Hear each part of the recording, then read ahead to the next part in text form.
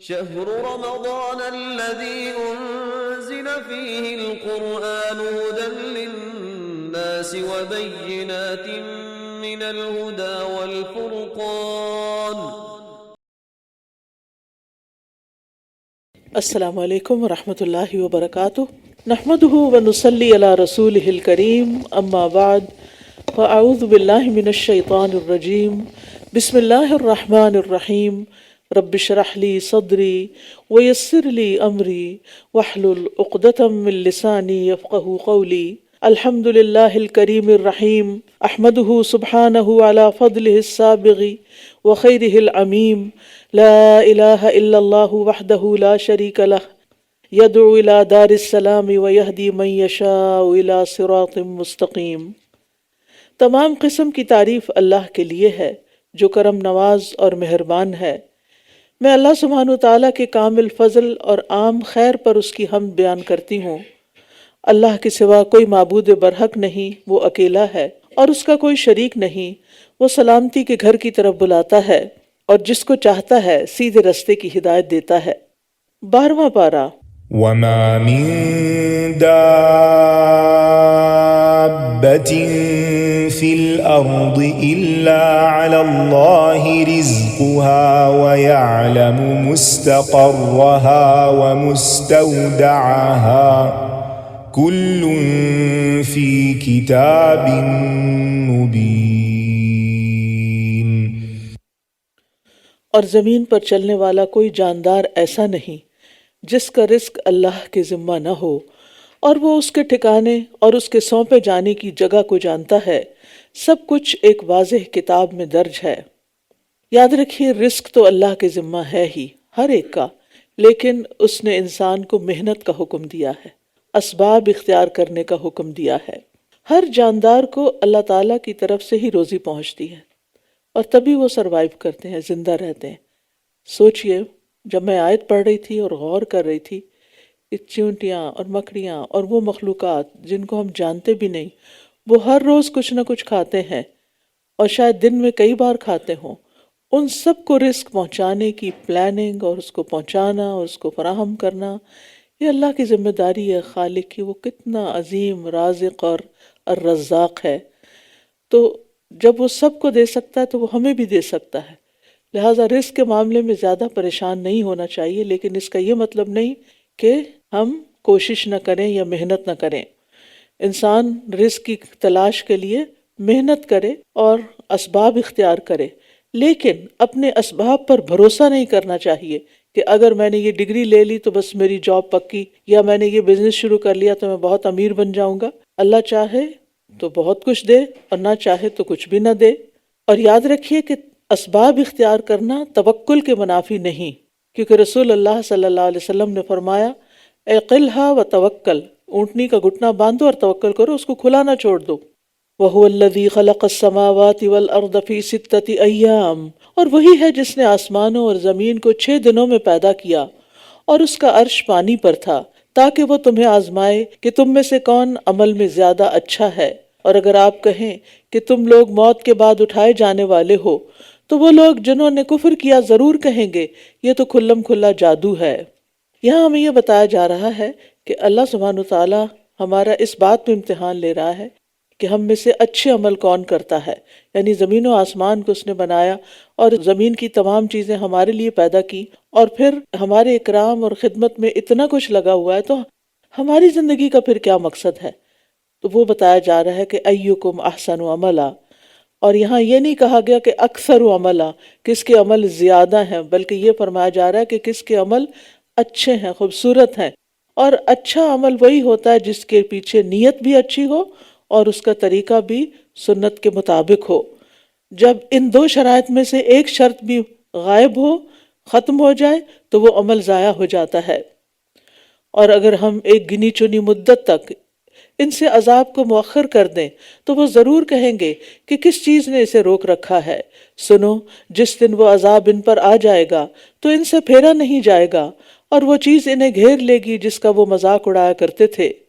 اور اگر ہم انسان کو اپنی طرف سے رحمت کا مزہ چکھائیں پھر ہم اسے اس سے واپس لے لیں تو یقیناً وہ بہت مایوس ہونے والا نہایت ناشکرا ہو جاتا ہے۔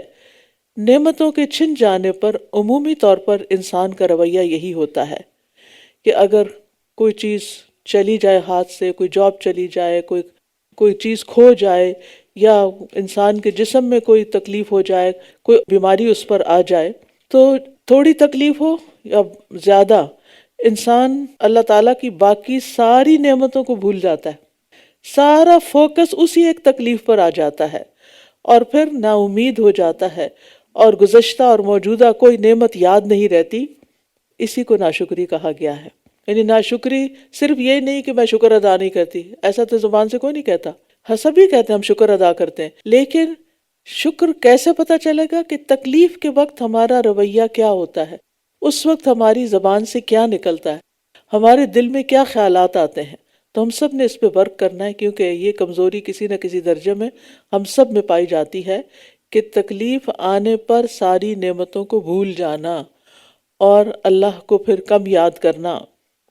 تو مایوس ہونا جو ہے یہ کبیرہ گناہ ہے، مایوس ہونا کبیرہ گناہ ہے۔ ابن عباس کہتے ہیں کہ ایک آدمی نے کہا ہے اللہ کے رسول صلی اللہ علیہ وسلم، کبیرہ گناہ کون سے ہیں؟ آپ نے فرمایا اللہ کے ساتھ شرک کرنا، اللہ کے رزق سے نا امید ہونا، اور اللہ کی رحمت سے مایوس ہونا۔ تو یہ ایمان کے منافی صفت ہے۔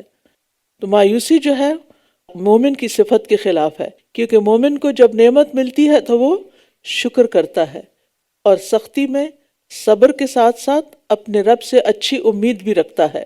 اور اگر ہم اس تکلیف کے بعد جو اسے پہنچی تھی آسائش کا مزہ چکھائیں تو یقیناً وہ ضرور کہے گا کہ سب تکلیفیں مجھ سے دور ہو گئیں۔ بے شک وہ بہت اترانے والا، بہت فخر کرنے والا بن جاتا ہے۔ یعنی انسان کا حال یہ ہے کہ جب تکلیف کے بعد آسانی ہو جائے، یعنی جو بیماری آئی تھی وہ چلی جائے، جو درد ہو رہا تھا وہ دور ہو گیا، تو کیا کہے گا؟ سب تکلیفیں مجھ سے دور ہو گئیں، اور پھر اترائے گا اس پر اور کسی کو خاطر میں نہیں لائے گا۔ یعنی بجائے اس کے کہ شکر ادا کرے اور اللہ کی طرف راغب ہو، اللہ ہی کو بھول جاتا ہے انسان۔ ہاں یہ سب لوگ ایسا نہیں کرتے، الا الذین صبروا وعملوا الصالحات اولئک لہم مغفرۃ واجر کبیر، سوائے ان لوگوں کے جنہوں نے صبر کیا اور نیک اعمال کیے، یہی لوگ ہیں جن کے لیے بخشش اور بہت بڑا اجر ہے۔ یعنی یہ صابر مومن کا حال ہے کہ نہ وہ راحت میں پھولتا ہے اور نہ مصیبت میں رب کی نعمتوں کو بھولتا ہے۔ تو ہر حال میں ہمیں اللہ کا شکر ادا کرنا چاہیے۔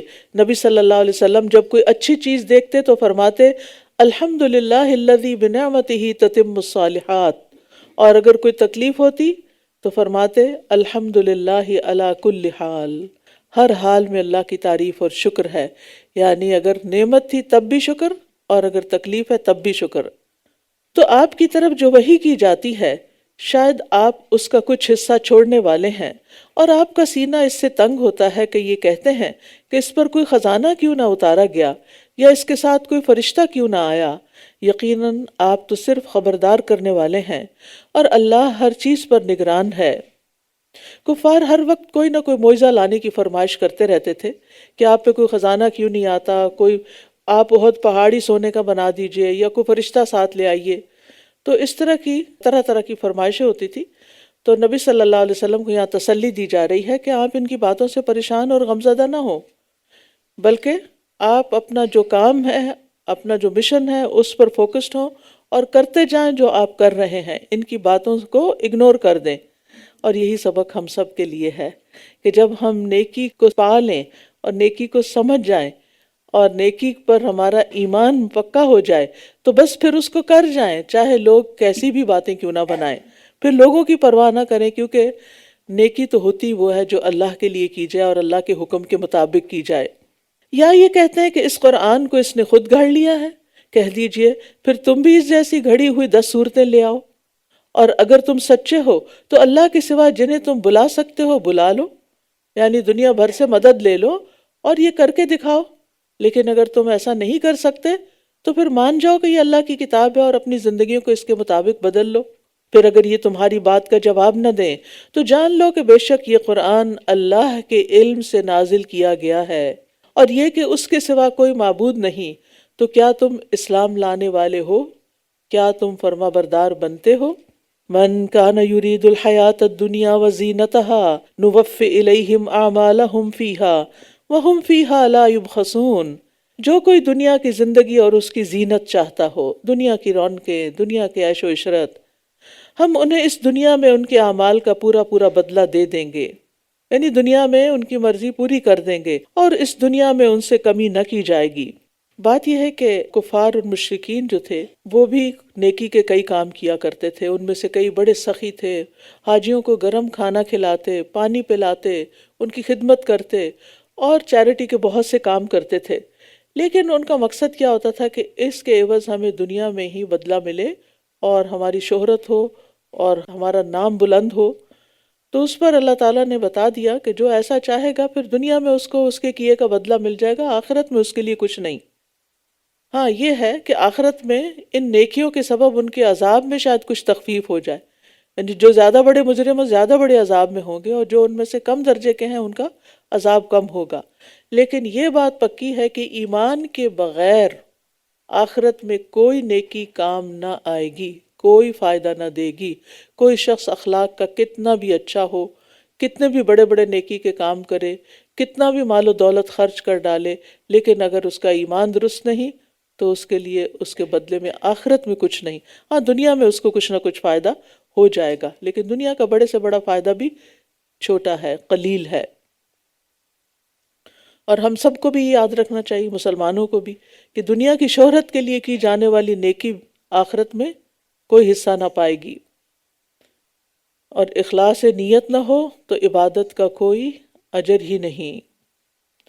اولئک الذین لیس لہم فی الآخرۃ الا النار، یہی وہ لوگ ہیں جن کے لیے آخرت میں آگ کے سوا کچھ نہیں، اور جو کچھ انہوں نے اس دنیا میں بنایا تھا وہ سب ضائع ہو گیا، بڑی سے بڑی ترقی، بڑے سے بڑی ایجادات سب ختم، اور جو کچھ یہ کر رہے ہیں برباد ہونے والا ہے۔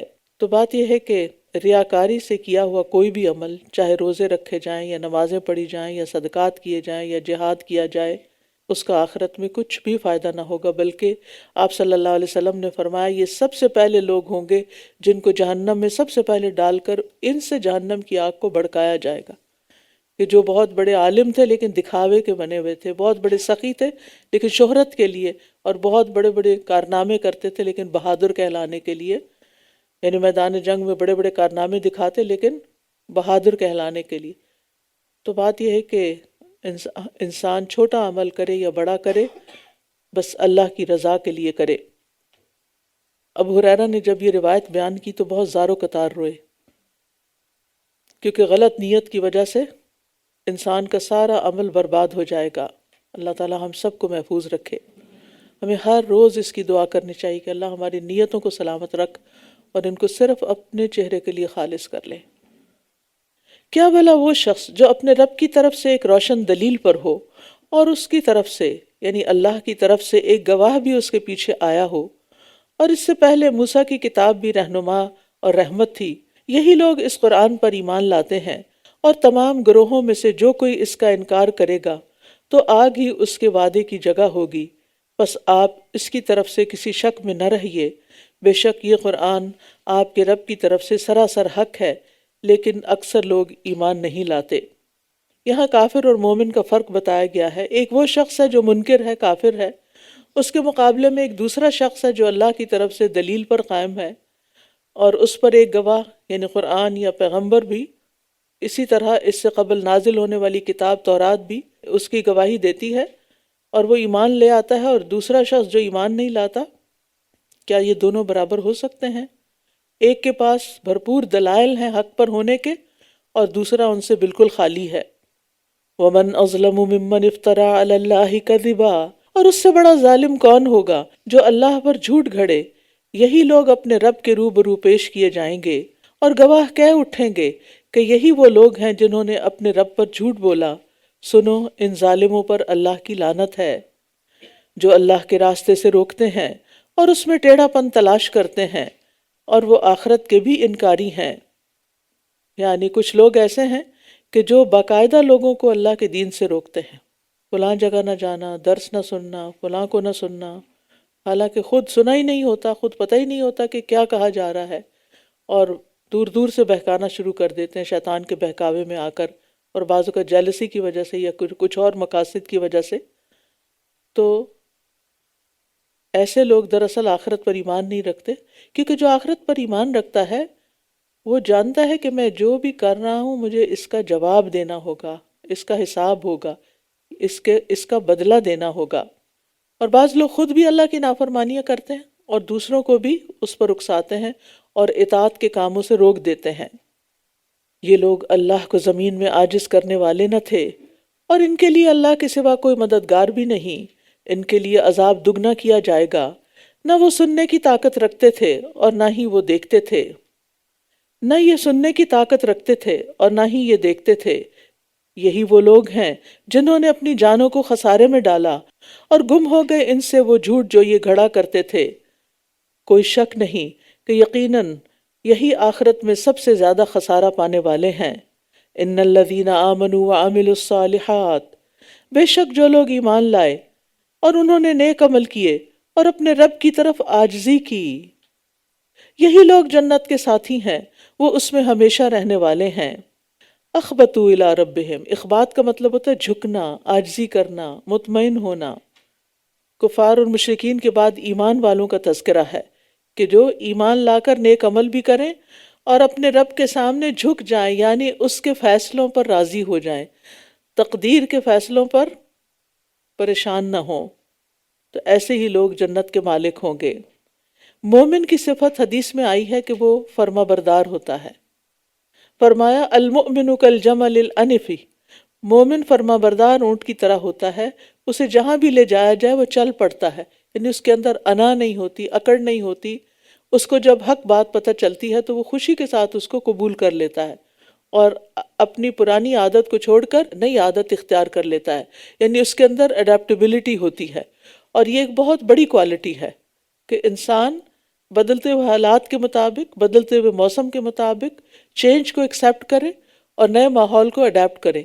جو بچیاں شادی کے بعد سسرال میں جا کر اس ماحول کو اڈیپٹ کر لیتی ہیں ان کے لیے زندگی آسان ہو جاتی، اور جو ہر وقت یہ یاد کرتی رہتی ہیں ہمارے والدین یوں کرتے تھے، ہمارے باپ ایسے تھے، ہمارے سسر ایسے ہیں، ہماری ساس ایسی ہیں، ہمارے والدہ ایسی ہیں، ہمارے گھر میں یہ پکتا تھا، یہاں یہ پکتا ہے، وغیرہ وغیرہ، تو پھر وہ جو پیچھے چھوڑ دیا وہ پیچھے رہ چکا ہے، وہ ساتھ نہیں آیا، وہ زندگی کا ایک حصہ تھا.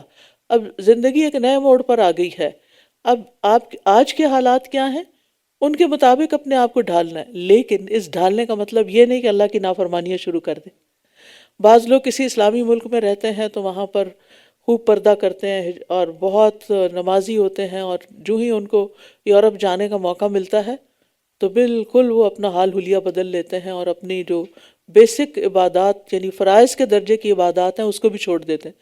اڈیپٹیبلٹی سے مراد یہ نہیں، اڈیپٹیبلٹی سے مراد یہ ہے کہ انسان اپنے دنیاوی کام و کاج میں بھی جیسا ماحول ہو اس کے مطابق اپنے آپ کو بدلے، نہ کہ ہر وقت کمپلینٹ کرے. کچھ لوگ ہر وقت ویدر کی کمپلینٹ کرتے رہتے ہیں، جب آپ ان سے بات کرو وہ ہر وقت موسم پہ تبصرہ کر رہے ہوتے ہیں. بھئی آپ سے کون پوچھ رہا ہے کیا آپ نے محکمہ موسمیات میں کوئی جاب کی ہوئی ہے؟ یعنی آپ ان کے امپلائی ہیں یا ان کی طرف سے کوئی وکیل ہیں کہ آپ لوگوں کو بتاتے رہیں کہ موسم کیسا ہے، اچھا ہے یا برا ہے، اور آئندہ کیا ہو رہا ہے؟ جس کو دیکھنا ہوگا وہ اپنے فون سے دیکھ لے گا.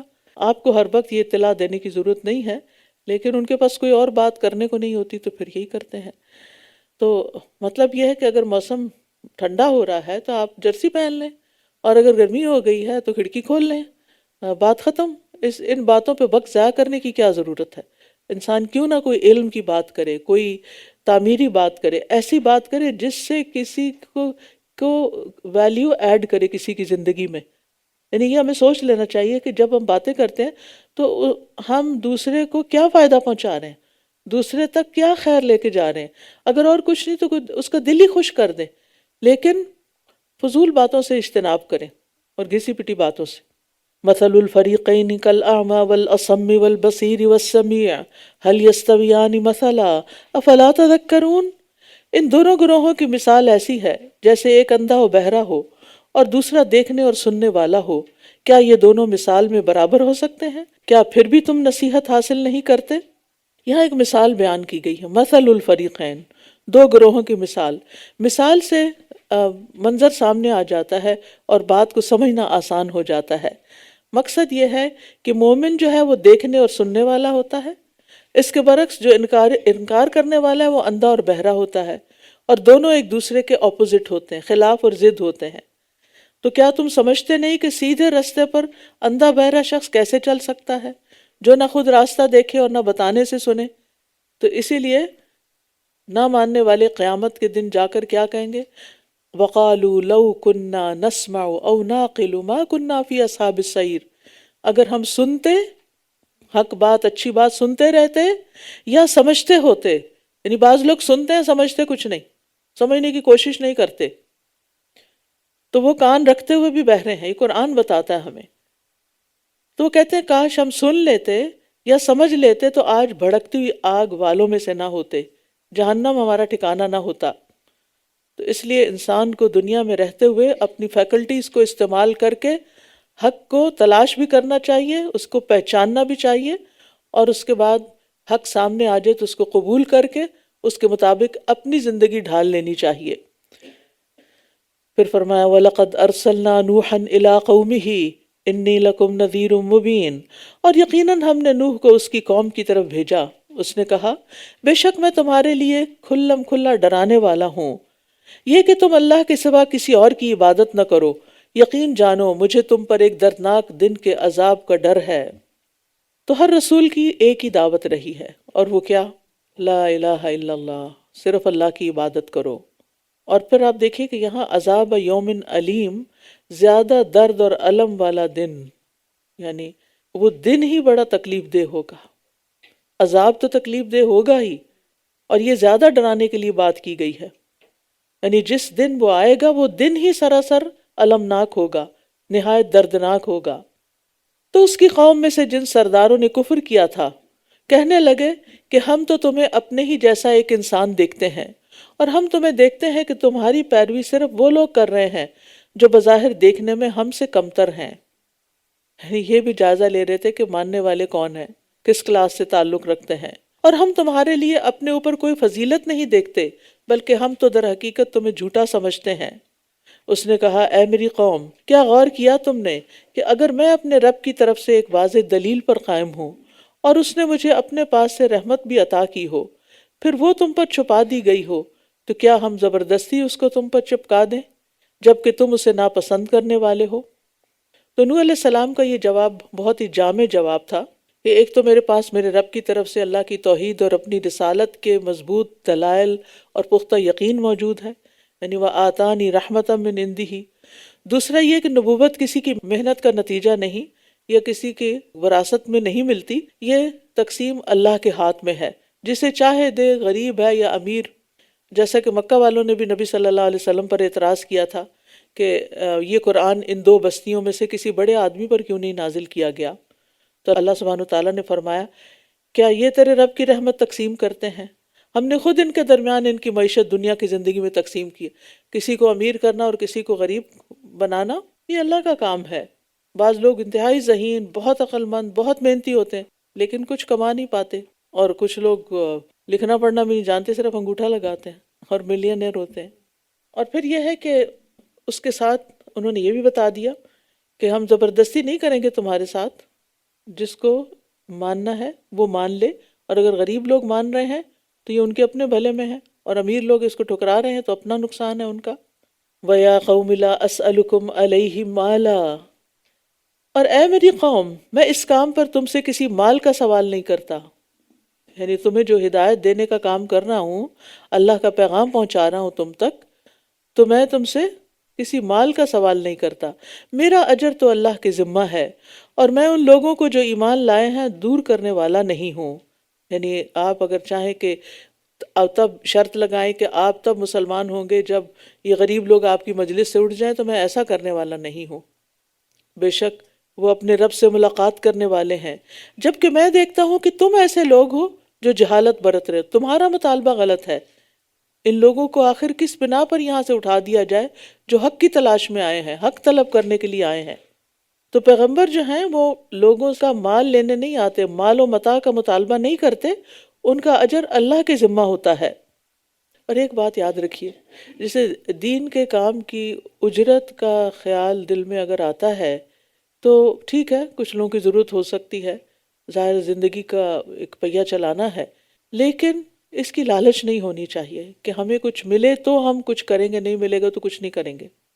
ایک وہ شخص ہے جو کسی سیلری کے لیے کام کرتا ہے، یہ کام کر لیتا ہوں تاکہ مجھے کچھ سیلری مل جائے، اور ایک وہ شخص ہے جو کہتا ہے کہ اس کی سیلری اللہ کے ذمہ ہے، اللہ سے لینا ہے۔ کیوں اللہ سے لینا ہے؟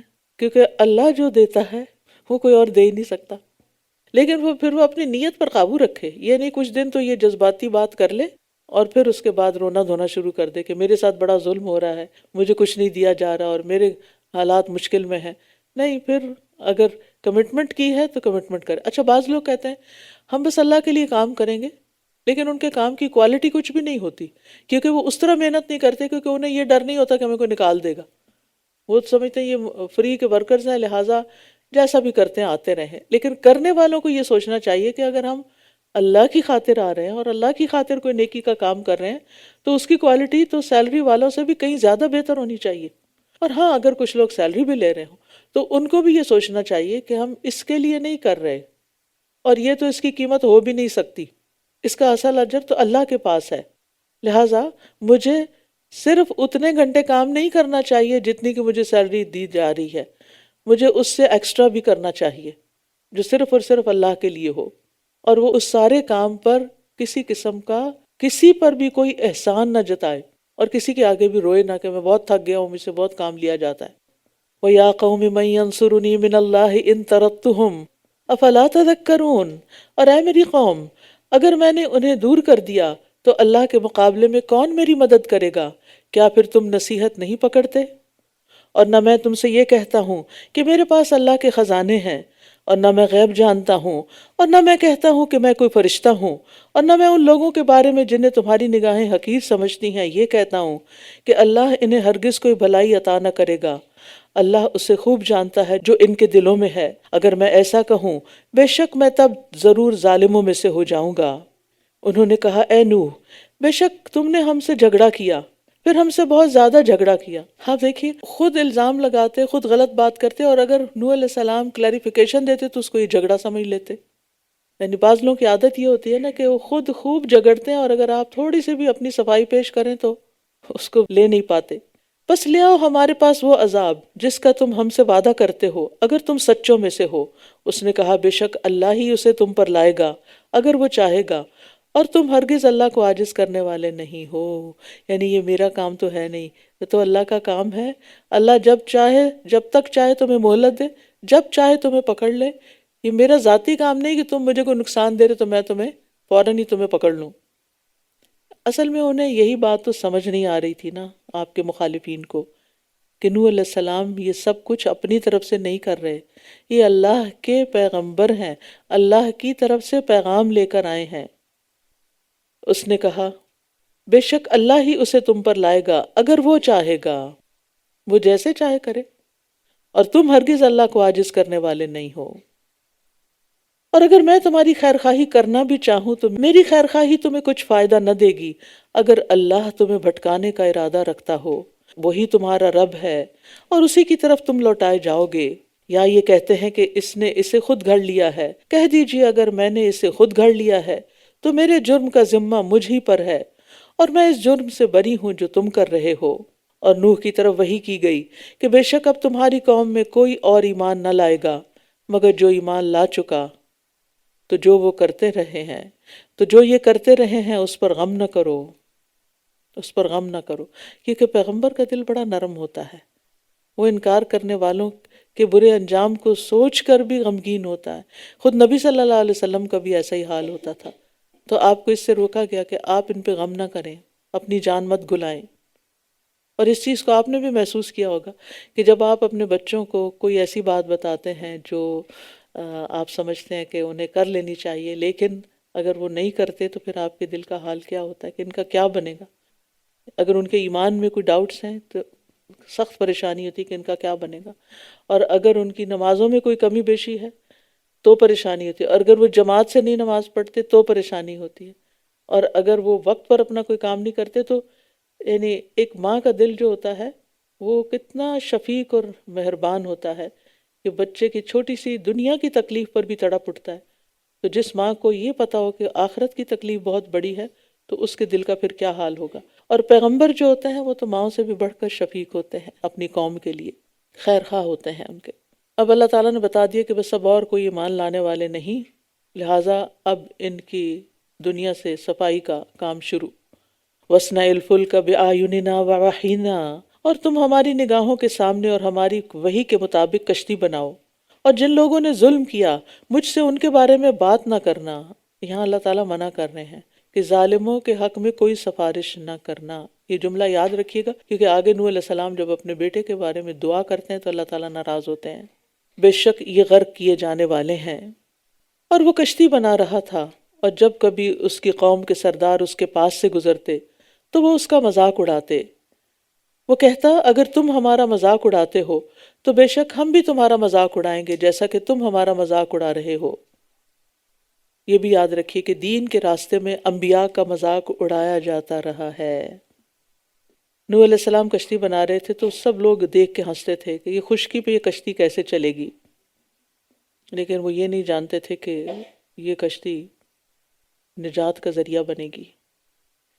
تو بہرحال انبیاء کا مذاق اڑایا جانا ان کے لیے ایک آزمائش ہوتا ہے، اور ہمارے لیے بھی جو بھی دین پر چلنے کی کوشش کرتا ہے یا لوگوں کو دین کی طرف بلاتا ہے اور لوگ اس کا مذاق اڑاتے ہیں کسی بھی چیز کا، کسی بھی عادت کا، تو یہ چیز انسان کے لیے ایک مصیبت بن جاتی ہے پھر اگر وہ اللہ پر ایمان اور بھروسہ نہیں رکھتا. فَسَوْفَ تَعْلَمُونَ مَن يَأْتِيهِ عَذَابٌ يُخْزِيهِ وَيَحِلُّ عَلَيْهِ عَذَابٌ مُقِيمٌ، بس تم جلد جان لوگے کہ کون ہے وہ جس پر ایسا عذاب آتا ہے جو اسے رسوا کر دے گا اور اس پر دائمی عذاب اتر آئے گا. یہاں تک کہ جب ہمارا حکم آ گیا اور تنور نے جوش مارا تو ہم نے کہا کہ اس میں ہر قسم کے 2 جوڑے نر اور مادہ اور اپنے گھر والوں کو سوار کر لو، سوائے اس کے جس پر پہلے بات گزر چکی اور ان کو بھی جو ایمان لائے، اور اس کے ساتھ بہت تھوڑے لوگ ہی ایمان لائے تھے. 950 سال کی تبلیغ کے باوجود بہت کم لوگ، کہا جاتا ہے 80 کے قریب لوگ تھے بس جو مانے، باقی لوگ نہیں مانتے تھے. کتنے سخت دل کے لوگ ہوں گے. وَقَالَ ارْكَبُوا فِيهَا بِسْمِ اللَّهِ مَجْرَاهَا وَمُرْسَاهَا إِنَّ رَبِّي لَغَفُورٌ رَحِيمٌ. اس نے کہا اس کشتی میں سوار ہو جاؤ، اللہ کے نام سے اس کا چلنا اور اس کا ٹھہرنا ہے، بے شک میرا رب یقیناً بہت بخشنے والا، بہت رحم کرنے والا ہے. ہر کام سے پہلے بسم اللہ پڑھنا چاہیے. نبی صلی اللہ علیہ وسلم نے فرمایا کہ جب رات کی تاریکی چھانے لگے یا رات کا ایک حصہ ہو جائے تو اپنے بچوں کو گھر میں روک لو، یعنی مغرب کے وقت چھوٹے بچوں کو باہر نہیں نکالو، کیونکہ اس وقت شیاطین پھیل جاتے ہیں. پھر جب عشاء کے وقت میں سے ایک گھڑی گزر جائے تو انہیں چھوڑ دو، پھر باہر نکال سکتے ہو، یعنی جیسے سونا ہے یا کچھ بھی کرنا ہے. پھر اللہ کا نام لے کر اپنا دروازہ بند کر لو، یعنی بسم اللہ پڑھ کے دروازہ بند کرو. یاد رہے گا یہ چھوٹی چھوٹی سنتیں ہیں، آپ کا فرمان ہے. بسم اللہ پڑھ کر چراغ بجھاؤ، لائٹ آف کرنے کے لیے کیا کرو؟ بسم اللہ. اگر یاد نہ رہے تو تھوڑے دن کے لیے ایک سٹیکی نوٹ پہ لکھ کے لگا دیں تاکہ یاد رہے، پھر جب عادت ہو جائے پھر اس کو اتار دیں تاکہ آپ کا گھر صاف ستھرا رہے. جی بسم اللہ کی برکات کارڈ بھی آ گیا، اس میں یہ ساری حدیثیں لکھی ہوئی بھی ہیں، تو آپ سب کے پاس ہونی چاہیے. شیئر بھی کریں. رمضان آ رہا ہے نا، تو رمضان پہ لوگ ایک دوسرے کو گفٹ دیتے ہیں، تو اس گفٹ میں اگر آپ کھجوریں ڈال رہے ہیں یا زمزم ڈال رہے ہیں یا کوئی اور فروٹ ڈال رہے ہیں تو ساتھ ایک نہ ایک کارڈ ضرور ڈال کے بھیجیں. کیوں؟ کیونکہ یہ صدقہ جاری ہوگا. فروٹ تو کھا کے ختم کر دیں گے، کھجوریں رمضان میں ختم ہو جائیں گی، لیکن کارڈ تو باقی رہے گا نا، ہو سکتا ہے زندگی بھر ان کے ساتھ رہے. اور وہ جو چیزیں اس میں لکھی ہوئی ہیں وہ پڑھ کر وہ اگر عمل کرتے رہے، اور انہوں نے آگے بھی کروا دیا، کسی اور کو بھی لگا دیا اس کام پہ، سارا کچھ آپ کے لیے صدقہ جاریہ بن جائے. تو فرمایا کہ بسم اللہ پڑھ کر چراغ بجھاؤ، بسم اللہ پڑھ کر پانی کے برتن ڈھک دو، اور دوسرے برتن بھی اللہ کا نام لے کر بسم اللہ پڑھ کے ڈھک دو. اگر ڈھکن نہ ہو تو اس کے اوپر کوئی اور چیز ہی رکھ دو. کوئی گلاس، کوئی کپ، کوئی پین ننگا نہیں ہونا چاہیے. کیوں؟ ایک اور حدیث سے پتہ چلتا ہے کہ سال بھر میں ایک رات ایسی ہوتی ہے جس پر آسمان سے وبا اترتی ہے، اور اگر وہ گلاس ننگا پڑا ہے، اس میں پانی پڑا ہے اور اس میں وہ وبا بیماری اتری ہوئی ہے، اور آپ جناب صبح اٹھ کے وہی پی لیتے ہیں تو وہ بیماری آپ کے جسم کے اندر آ جائے گی.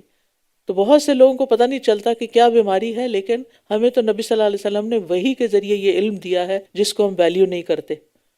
تو چونکہ یہ خواتین کا فیلڈ ہے نا، گھر کے برتن سنبھالنا، خیر آج کل تو کوئی فرق نہیں رہا، دونوں ایک دوسرے کے مددگار ہیں اور ہونا بھی چاہیے، لیکن یہ ہے کہ یہ چیز آپ اپنے بچوں کو بھی سکھائیں کہ چیزیں ننگی نہیں چھوڑنی۔ اسی طرح سواری پر بھی سوار ہوتے وقت بسم اللہ پڑھیں۔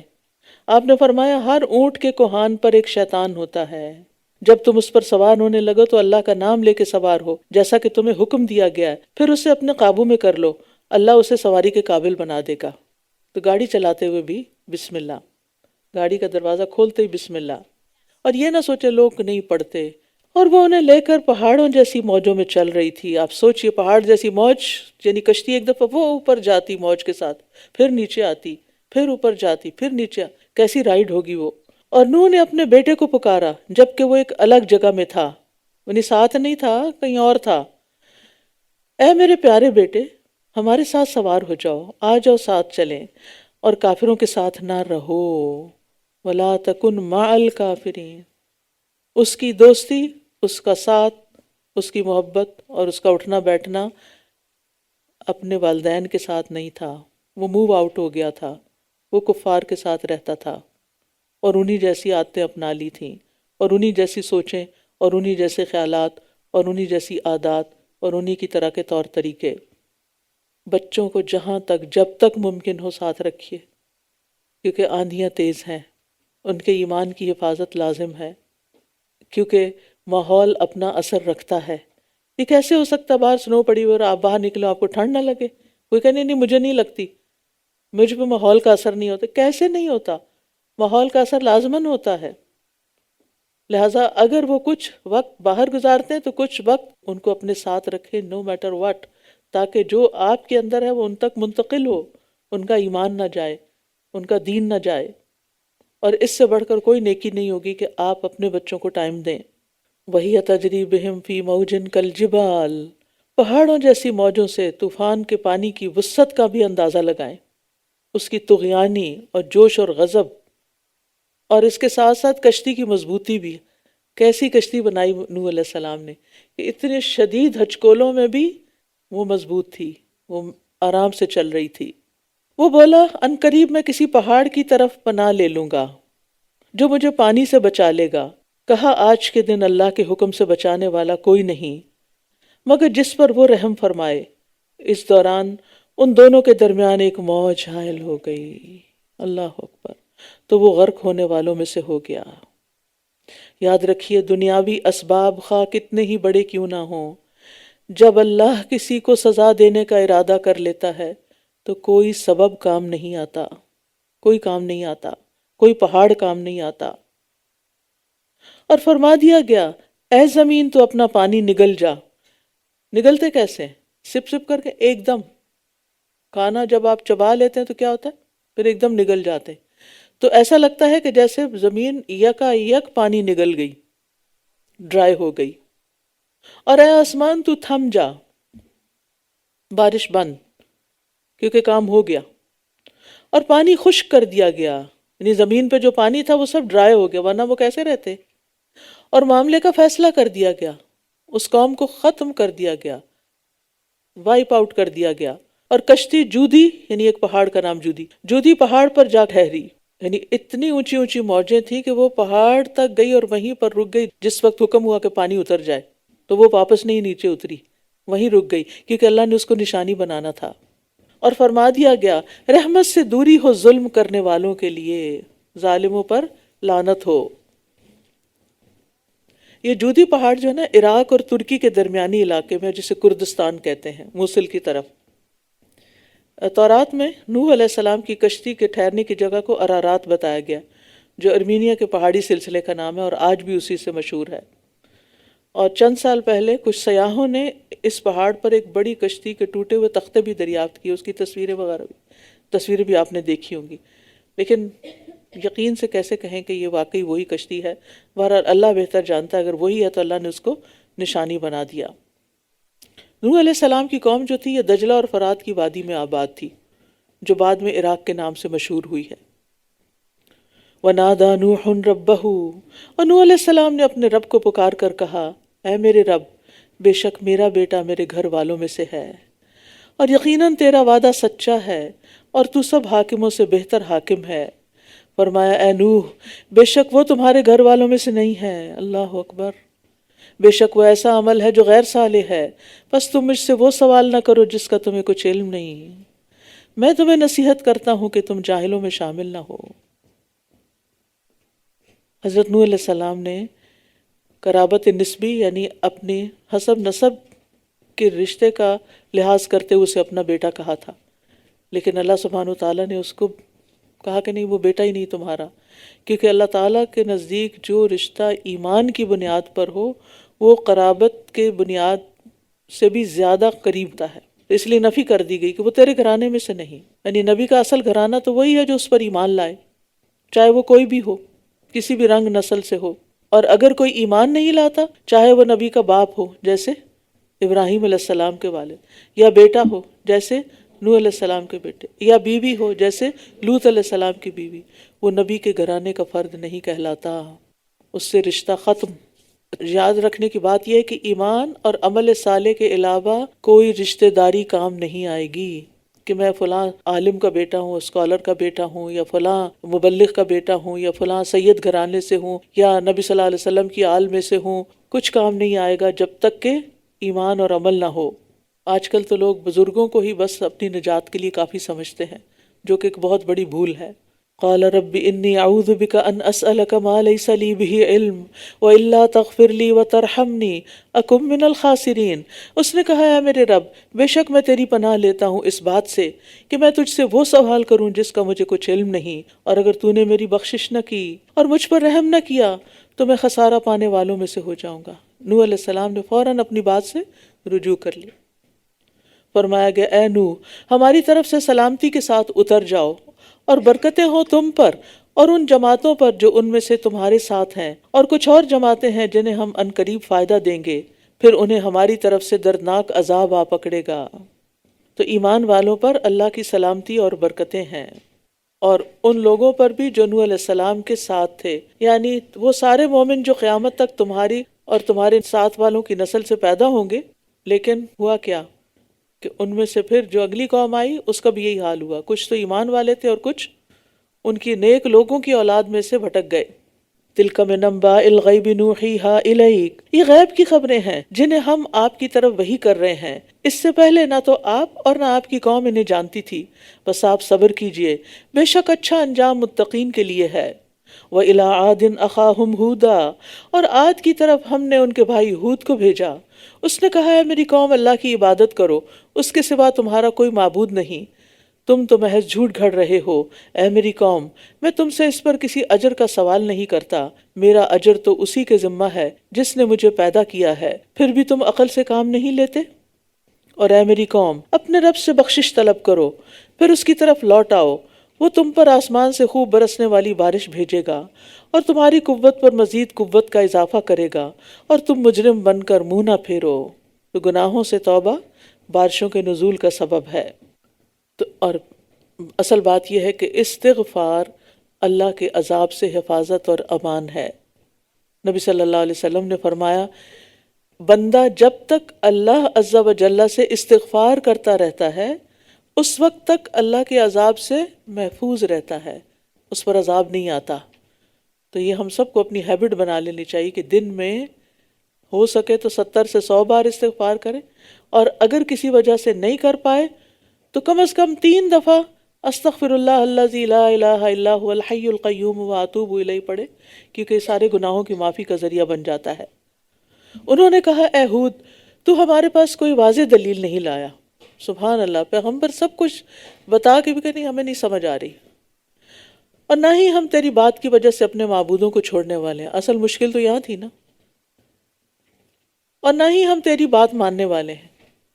کتنے بلنٹ لوگ تھے، ہم نے کچھ نہیں کرنا، تم جو مرضی سمجھا دو۔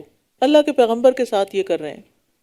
ہم اس کے سوا کچھ نہیں کہتے کہ ہمارے کچھ معبودوں نے تجھے کسی تکلیف میں مبتلا کر دیا ہے، یعنی تم ہمارے معبودوں کو نہیں مانتے لہٰذا انہوں نے تم پر کوئی بد دعا کر دی ہے یا تمہارے ساتھ کوئی برا کیا ہے، اس لیے تم ایسی باتیں کر رہے ہو۔ اس نے کہا بے شک میں اللہ کو گواہ بناتا ہوں اور تم بھی گواہ رہو کہ میں یقیناً ان سے بری ہوں جنہیں تم اللہ کا شریک ٹھہراتے ہو۔ یہاں 4 جملوں میں ہود علیہ السلام کی قوم نے سخت ترین لفظوں میں انہیں جھٹلا کر ان پر ایمان لانے سے صاف انکار کر دیا۔ پہلے جملے میں ان پر نبوت کی ایک بھی دلیل پیش نہ کرنے کا بہتان لگایا، دوسرے اور تیسرے جملے میں اپنے معبودوں کو چھوڑنے اور ہود علیہ السلام پر ایمان لانے سے انکار کیا، اور چوتھی بات یہ کہ انہوں نے ہود علیہ السلام کو جھٹلانے کے ساتھ مزید توہین اور مذاق بھی اڑایا، لیکن انہیں یہ یاد نہ رہا کہ اللہ کے سوا کوئی کسی کا کچھ بھی نہیں بگاڑ سکتا اور نہ ہی بنا سکتا ہے، لہٰذا تم میرے خلاف چال چلو، پھر تم مجھے بالکل مہلت نہ دو، میں نے تو اللہ پر توکل کر لیا جو میرا رب ہے اور تمہارا رب بھی۔ لوگوں کی مخالفتوں کے وقت اللہ پہ بھروسہ کریں، اور کوئی جاندار ایسا نہیں جس کی پیشانی کو وہ پکڑے ہوئے نہ ہو، بے شک میرا رب سیدھے رستے پر ہے۔ ان ربی علی صراط مستقیم، اور اسی رستے پر ہی تو کامیابی ملتی ہے۔ پھر بھی اگر تم منہ پھیرتے ہو تو بے شک میں نے تمہیں وہ سب پہنچا دیا جسے دے کر میں تمہاری طرف بھیجا گیا ہوں، اور میرا رب تمہارے علاوہ کسی اور قوم کو جانشین بنا دے گا اور تم اس کا کچھ بھی نہ بگاڑ سکو گے۔ بے شک میرا رب ہر چیز پر خوب نگران ہے۔ اور جب ہمارا حکم آ گیا تو ہم نے ہود کو اور ان لوگوں کو جو اس کے ساتھ ایمان لائے تھے اپنی طرف سے خاص رحمت کے ساتھ نجات دے دی، اور ہم نے انہیں ایک سخت عذاب سے بچا لیا۔ تو اللہ کی رحمت ہی نجات کا باعث ہے، چاہے کوئی کتنا بھی نیک کیوں نہ ہو۔ ہود علیہ السلام نے اپنی پوری کوشش صرف کر دی کام کرنے کے لیے، لیکن بچایا اللہ کی رحمت نے ان کے مخالفوں سے۔ اور یہ تھے عاد، جنہوں نے اپنے رب کی آیات کا انکار کیا اور اس کے رسولوں کی نافرمانی کی، اور ہر سرکش اناد رکھنے والے شخص کے حکم کی پیروی کی، اور ان کے پیچھے اس دنیا میں بھی لعنت لگا دی گئی، اور قیامت کے دن بھی یعنی اللہ کی رحمت سے دور ہوں گے۔ خبردار، عاد نے اپنے رب کی ناشکری کی، سنو دوری ہے عاد کے لیے جو ہود کی قوم تھی۔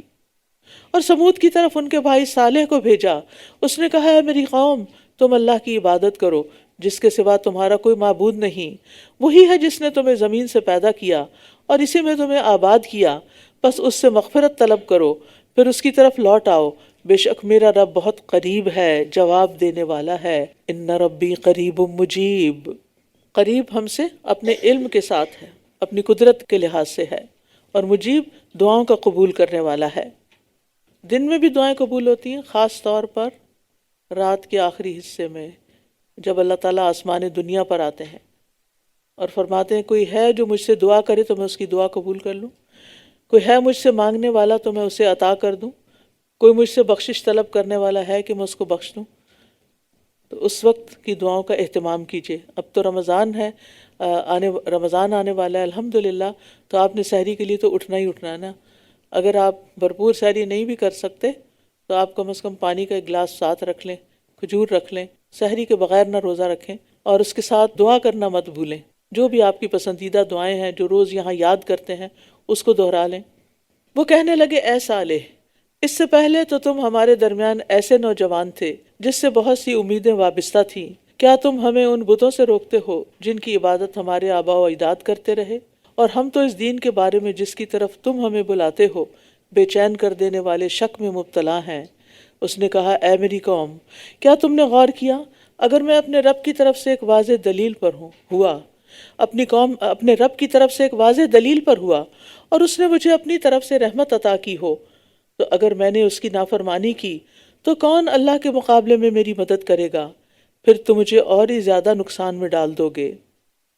اور اے میری قوم، یہ اللہ کی اونٹنی تمہارے لیے ایک نشانی ہے، بس اسے چھوڑ دو کہ یہ اللہ کی زمین میں چرتی پھرے، اور تم اسے برے ارادہ سے ہاتھ مت لگانا ورنہ تمہیں فوری عذاب پکڑ لے گا۔ پھر بھی انہوں نے اس کی کونچیں کاٹ ڈالیں، تو اس نے کہا اب تم اپنے گھروں میں 3 دن تک فائدہ اٹھا لو، یہ ایسا وعدہ ہے جو جھوٹا ہونے والا نہیں۔ اب دیکھیے کہ کونچیں ایک شخص نے کاٹی تھی، ساری قوم کو کہا جا رہا ہے کہ انہوں نے یہ کام کیا۔ اقروہا جمع کا صیغہ استعمال کیا گیا، کیوں؟ اس عمل کو سب کی طرف کیوں منسوب کیا گیا؟ کیونکہ باقی سارے اس کے ساتھ تھے، اس کی ہاں میں ہاں ملا رہے تھے، اس کی مرضی کے مطابق اس کے ساتھ اپنا کانسنٹ دے رہے تھے کہ کرو کرو۔ تو اگر آپ کسی برے انسان کا ساتھ دیتے ہیں تو پھر یاد رکھیے کہ جو وہ برائی کرے گا اس میں آپ بھی حصے دار ہو جائیں گے۔ تو برائی کی شے بھی نہیں دینی چاہیے اور جو کر رہا ہو اس کی مدد بھی نہیں کرنی چاہیے۔ پھر جب ہمارا حکم آ گیا تو ہم نے صالح کو اور ان لوگوں کو جو اس کے ساتھ ایمان لائے تھے اپنی رحمت سے نجات دے دی، اور اس دن کی رسوائی سے بھی۔ بے شک آپ کا رب وہ بہت قوت والا، بہت زبردست ہے۔ اور جن لوگوں نے ظلم کیا تھا انہیں ایک چنگھاڑ نے پکڑ لیا تو وہ اپنے گھروں میں اوندھے منہ پڑے رہ گئے، ایسے کہ گویا وہ کبھی ان میں بسے ہی نہ تھے۔ سنو، بے شک سمود نے اپنے رب کی ناشکری کی، سنو دوری ہے سمود کے لیے۔ اور بلا شبہ ہمارے بھیجے ہوئے فرشتے ابراہیم کے پاس خوشخبری لے کر آئے۔